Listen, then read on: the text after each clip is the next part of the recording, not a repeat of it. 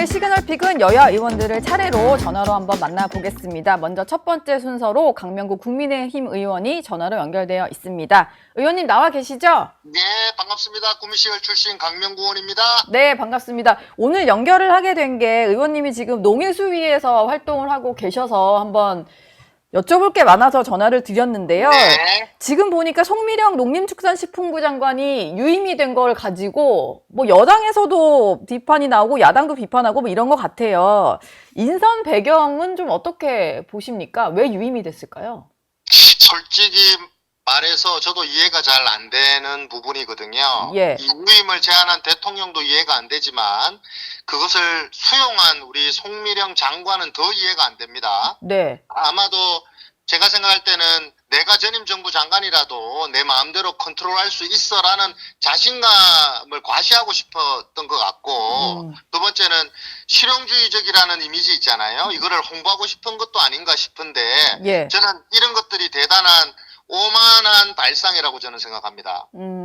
특히나 예. 이게 그 전임 정부 인사를 유임시키는 것이 일종의 뭐 화합의 제스처다라고 주장하시는 분들도 계시던데, 네. 그 얘기는 더 큰 오산이다. 왜냐하면 전 정부에서 소신을 갖고 열심히 일한 모든 공직자들을 모욕하는 거거든요.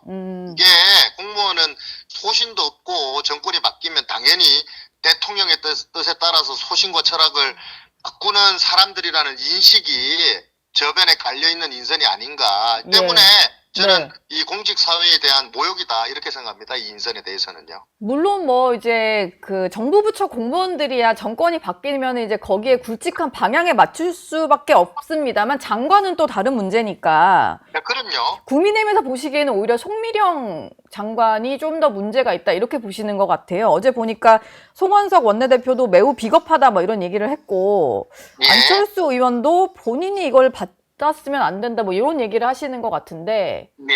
예, 뭐 다 그런 생각이신 거죠? 강명구 의원도 그러시고. 네, 이분이 예. 민주당 윤석열 정부에 대해서 제일 많이 비판했던 게 뭐였습니까? 바로 거부권 행사였거든요. 네.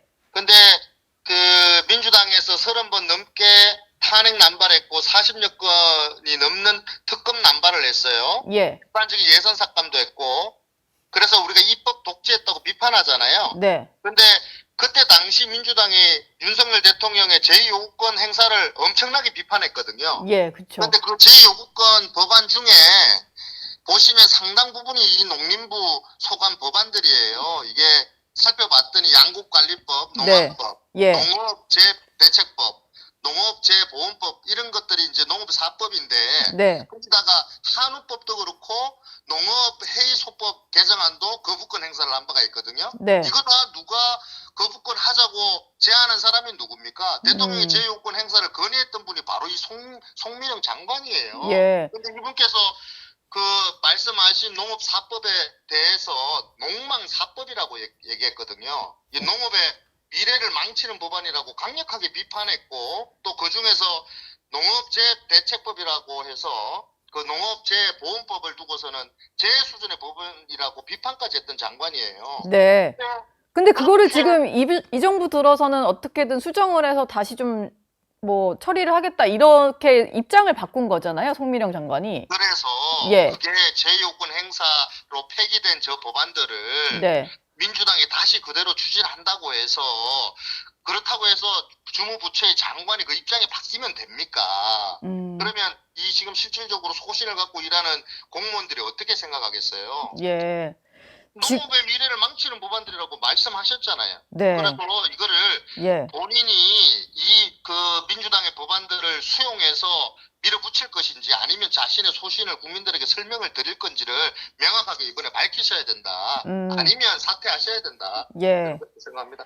지금 뭐 가장 뭐 문제는 야당에서도 이런 얘기가 나옵니다만 여당 농해수위 의원들 사이에서도 반발이 커서 우상호 정무수석이 직접 설명을 하러 올 정도인데 뭐 민주당 의원들도 그렇지만 전국 농민회 총연맹 여기가 뭐 민주당 상당히 좀 지지하는 그런 단체인데요. 여기서도 지금 유임 철회를 요청을 하고 있더라고요. 아니면 뭐 정말로 이제 남태령 트랙터 시위가 다시 좀 벌어질 것 같은 뭐 그런 분위기던데 이런 상황이면은 이재명 대통령이 좀 유임 철회를 검토해야 된다라고 보십니까?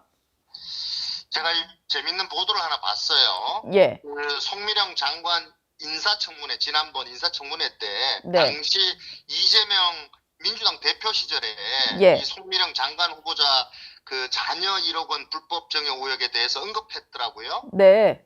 송미령 장관을 두고선 국민의 공복으로서 기본 자세가 안 돼 있는 사람이다. 네.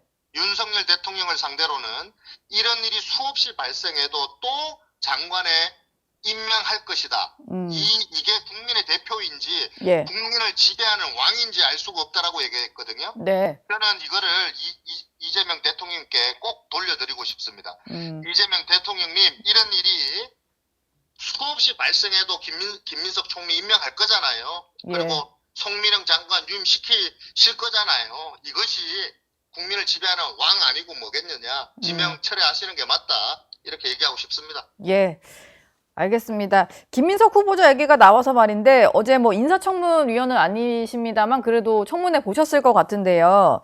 예. 사상 초유로 증인이 없는 청문회 그리고 자료 제출도 한 30%대밖에 안 된 이런 청문회로 진행이 됐는데 어떻게 보셨나요?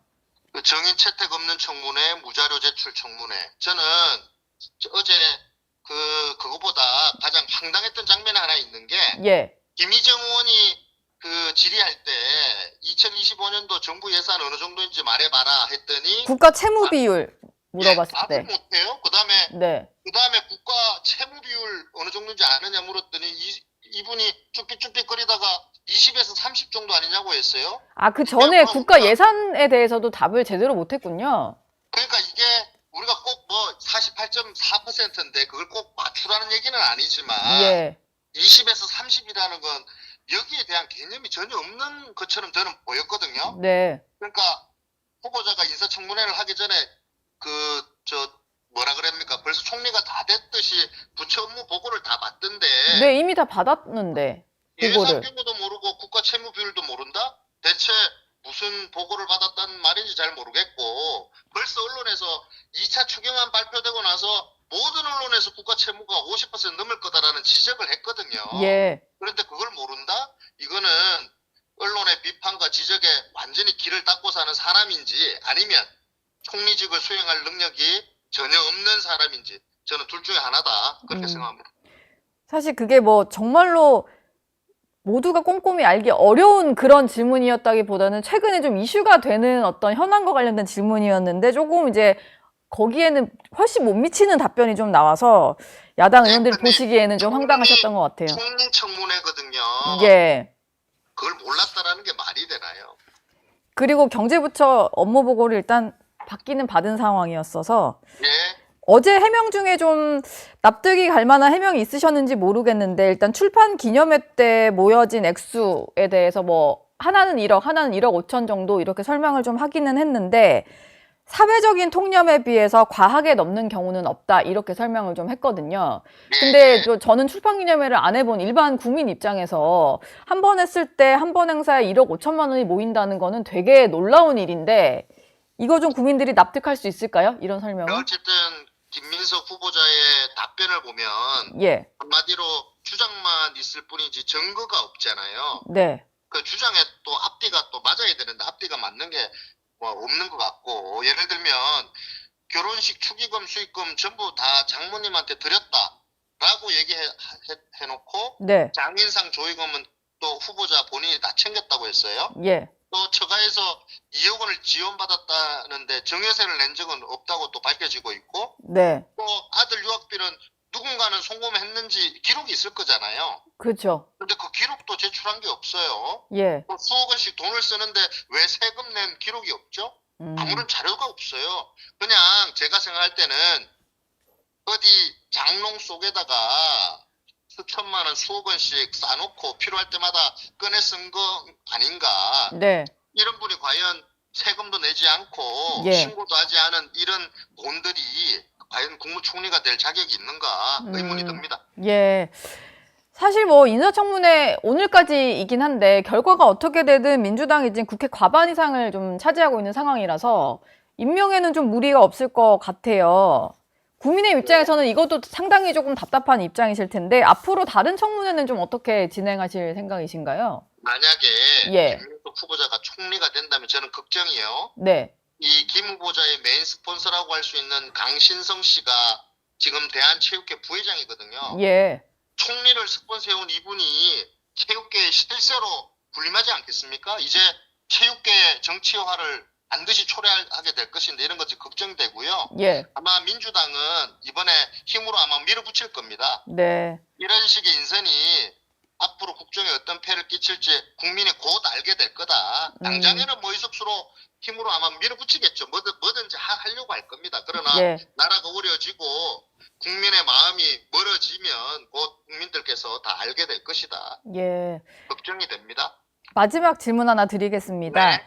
여야가 좀 바뀐 상황이라서 사실 지난번 원구성 협상 때는 여야가 바뀔지 몰랐던, 당연히 지금 이제 윤석열 정부가 진행될 줄 알고 했던 협상인데 그 사이에 이제 여야가 바뀌어 버린 거잖아요. 국민의힘에서는 당연히 법제사법위원장이라든지 예결위원장 이런 것들은 야당이 가져와야 된다는 입장이신데 민주당은 전혀 내놓을 생각이 없는 것 같거든요. 네. 이건 좀 어떻게 보고 계십니까? 이것도 예. 원래 국회의장은 제1당이 법사위원장 제2당이 맡아온 게 관례였고 다수당과 소수당의 협치 내지는 여당과 야당의 견제와 균형을 지키기 위해서 오랫동안 그 국회가 지켜왔던 전통이거든요. 네. 근데 작년에 이게 깨졌어요. 민주당이 이 전통을 파괴하면서 견제와 균형이 무너졌는데 민주당이 이런 전통을 깰 때에 들이댄 명분이 있어요. 뭐냐면은 윤석열 정부를 견제하기 위해서 반드시 이렇게 해야 된다. 그런데 이제 윤석열 정부 없어졌잖아요. 예. 이재명 정부가 들어섰는데 그렇다면 더 이상 지금의 이런 비정상적인 배분을 유지할 명분이 없지 않습니까? 이제 모든 것을 정상으로 또 되돌려놔야 하기 때문에 네. 이 계엄과 탄핵이 이 무너졌던 이 정치를 복원하고 예. 이제는 정말 대화하고 토론의 정치를 되살릴 때가 됐다고 저는 생각하거든요. 네. 이거는 양보하고 말고의 문제가 아니에요. 다시 정상으로 돌아가자. 극한 갈등의 시대를 이제는 좀 종식시키고 예. 정치의 시대로 다시 돌아가자는 차원의 이야기라 생각합니다. 이거 반드시 민주당도 네. 수용해야 된다고 저는 생각합니다. 민주당이 지난 야당 시절 했던 얘기를 그대로 좀 돌려주셨습니다. 네. 예, 지금까지 강명구 국민의힘 의원과 얘기 나눠봤습니다. 오늘 말씀 감사합니다. 감사합니다.